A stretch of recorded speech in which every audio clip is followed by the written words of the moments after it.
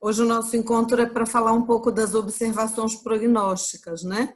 No caso, nos agudos. Então, muito bem-vindo. Obrigado, Mônica. Boa tarde a todos. Nós vamos conversar hoje sobre as observações prognósticas, ou seja, as observações clínicas que nós devemos fazer, como é que nós podemos seguir um caso agudo no momento que a gente decide tratar esse caso, né? Então, a primeira observação que eu sempre coloco, que não está escrito nos livros, mas eu coloquei isso no meu livro, é o seguinte: a partir do momento que eu vou tratar um determinado paciente com homeopatia, sabendo que existem vários tratamentos oficiais, antibióticos, etc., que são eficazes em várias doenças, né? E se eu vou me propor a fazer um tratamento alternativo com homeopatia, eu tenho que manter esse meu paciente seguro, né? E ele confiante da ação do médico homeopata dele. Então, eu me dou algum tempo para haver uma melhora. Eu considero essa a primeira observação prognóstica. Quanto tempo eu tenho desde que eu tomei os sintomas, fiz a repertorização, fiz a observação, peguei os sintomas patognomônicos, selecionei o remédio, fui na matéria médica, já sei qual é o remédio que eu vou dar, já escolhi a potência, é o meu marco zero. A partir dali, quanto tempo eu posso esperar para esse paciente melhorar? O paciente melhorar não é o paciente ficar curado completamente. O paciente melhorar é o paciente começar a me indicar que o remédio está fazendo efeito. Quanto tempo eu tenho, primeiro de tudo? E é claro que esse tempo vai depender do estado do paciente. É uma pneumonia ou é uma gripe simples? É um quadro grave ou é um quadro mais leve? É um Covid que está começando agora ou o paciente já está com aquela tosse seca começando a entrar em dispneia? Ou seja, o próprio quadro, o próprio estado do paciente vai me dizer quanto tempo eu tenho para saber se o meu medicamento começou a agir. E como é que eu sei como o meu medicamento está agindo? Pela modificação dos sintomas gerais.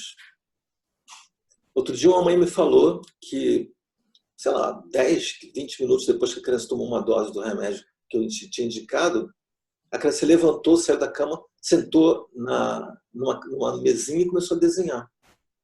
Ou a febre baixa, ou a criança pede comida, ou o adulto diz que está se sentindo melhor, ou o adulto vai e abre o jornal e começa a ler. Ou seja, o estado geral do paciente vai nos dizer se aquele quadro agudo está melhorando ou não, né?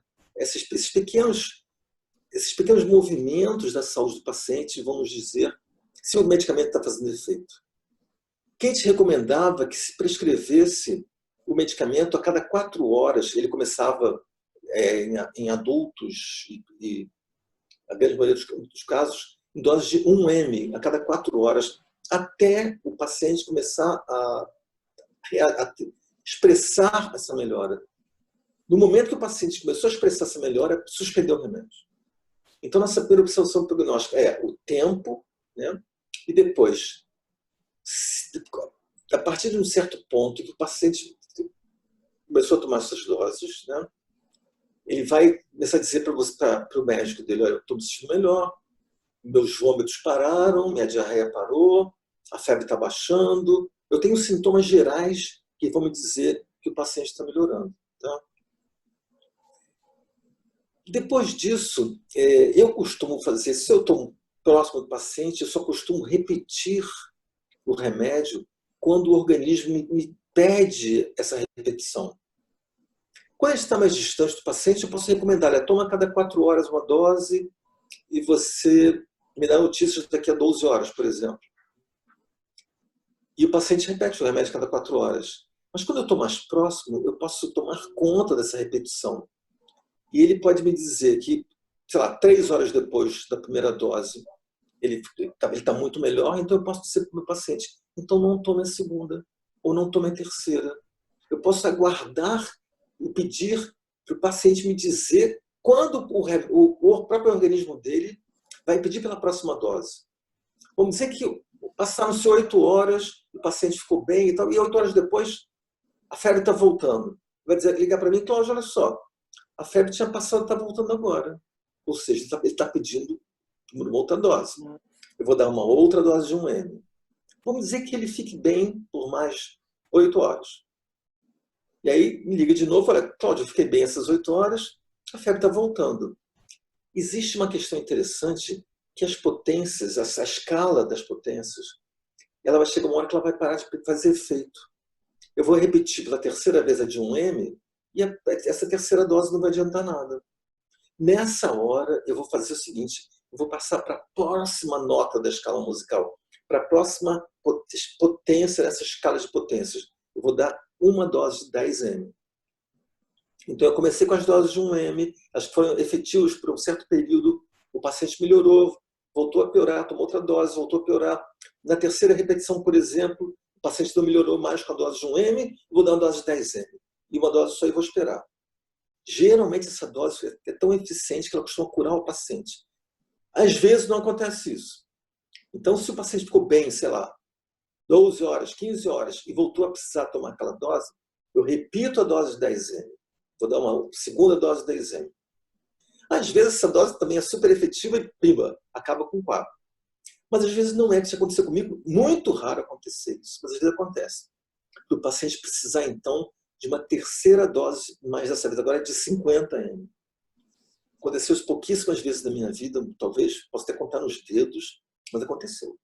Ou seja, pode ser que o seu paciente precise, depois das doses de 10 ml perderem o efeito, tomar uma terceira, uma dose de 50 ml. E eu, na minha prática, nunca repeti uma dose de 50 ml. Nunca repeti. Essas 50 ml, quando são assim, com esse tipo de recurso, são super efetivos. Tá? Bom, uma outra questão da observação prognóstica é o seguinte. É uma observação da má agravação. Né? Nós temos, antes disso, a gente vai falar que tudo que a gente esperaria como um sinal positivo no tratamento dos casos agudos é que é uma intensificação dos sintomas agudos a partir da primeira dose. Então, se o paciente está com febre, a febre sobe um pouco. Se ele está com tosse, ele vai começar a expectorar. Se ele está com moleza, ele vai tirar um bom sono. Ou seja, depois da primeira dose, muitas vezes é comum haver uma ligeira exacerbação dos sintomas agudos seguidas de uma melhora. É uma boa gravação, a tal da gravação homeopática. É uma boa gravação. Isso é esperado. E, segundo o Kent, era uma indicação positiva de que o remédio estava fazendo efeito. Já o Hahnemann tem uma outra observação, uma outra análise disso. Ele vai dizer, se houve agravação, mesmo que seja inicial, é porque a quantidade, olha que interessante, a quantidade de remédio foi excessiva. O que o Hahnemann vai recomendar? Que as doses fossem dadas por olfação. Então, pegava o remédio, diluía num pouquinho d'água e pedia para o paciente cheirar aquela água. O Hahnemann estava apontando para uma necessidade da diminuição da dose, a tal ponto que o paciente só cheirasse aquela água que tivesse o remédio. Isso poucas pessoas, poucos homeopatas fazem. Eu, pessoalmente, nunca fiz. Né? Eu sei que tem alguns homeopatas que fazem, mas eu, pessoalmente, nunca fiz. Né? Mas, de qualquer maneira, existe uma avaliação um pouco distinta dessa agravação dos quadros agudos, essa exacerbação dos sintomas de Kent e de Hahnemann, que atribuem a isso questões diferentes. Uma outra questão também, outra observação prognóstica, é quando você tem um paciente doentinho e tal, um quadro agudo, e você dá uma potência para ele tomar, e ele piora. Piora de tudo. O que é importante nesse aspecto? Quando o paciente está com um quadro agudo, não sei, para se lembrar quando nós tivemos quadros agudos, né? A gente fica mais sensível, não fica? Os cheiros ficam mais fortes, a luz incomoda, apaga essa luz que eu estou com enxaqueca, não pisa, não tem aquele síndrome de beladona, que o paciente andando do lado da beladona, só o pisar do paciente já piora a dor de cabeça, desliga a televisão, eu estou muito mais sensível. É para esse paciente muito mais sensível que você vai medicar. Então, ou seja, ele vai estar muito mais aberto, mais sensível, mais reativo à potência. Imagine que nesse ambiente você deu um remédio que não estava bem indicado. Ou seja, o paciente vai fazer uma patogenesia daquele remédio e vai afundar, vai fazer uma má agravação. Então, nesses casos, a gente tem um recurso para isso. Nesses casos, a gente tem um recurso para isso, que seria, você vai na matéria médica do Hering, no final de cada remédio da matéria médica do Hering, tem a lista dos remédios que antidotam aquele medicamento inicial. Né? Eu já fiz isso várias vezes na minha vida. Eu vou lá na lista e vejo daqueles 3, 4 remédios que antidotam, qual deles é mais semelhante àquele quadro de agravação do quadro agudo. Entenderam? Então, meu paciente estava passando mal no quadro agudo, eu dei um remédio, piorei o quadro. Eu vou lá, eu vou ver no Hering, a matéria médica do Hering, no finalzinho, quais são os antídotos, vou escolher daqueles 3, 4 remédios que têm antídotos o mais semelhante e vou dar para o meu paciente tomar numa dose de 200 FC. Eu sempre faço isso, sempre dou 200 FC. Geralmente, não só você antidota o mau efeito, da má agravação da potência original, quanto você cura o paciente. Aí você pode seguir o quadro agudo com aquele medicamento que surgiu de um dos antídotos que estava na matéria médica do Hering. Né? E você pode seguir até a cura do paciente, até a resolução do quadro. Então, isso tem mais a questão. Outra questão importante que a Mônica brincou comigo que eu estava sendo machista. Que a gente dizia o seguinte: mulheres e crianças comecem com 30 e 200 FC. Homens comecem com 1 M, a partir de 1 M. Isso, pessoal, não é machismo. Isso é indicação do Keynes. Porque que ele está falando? Que as crianças e as mulheres são pessoas mais sensíveis, mais, entre aspas, atentas às potências homeopáticas, que são mais, entre aspas, vulneráveis, talvez, aos efeitos das potências homeopáticas. Elas precisariam que a gente começasse com potências mais baixas, não começasse com potências mais altas. É isso, Mônica. Que bom, Cláudio. Muito obrigada. Em breve, mais aulas, certo? Tá bom. Obrigado a você. Obrigado a você. Tchau.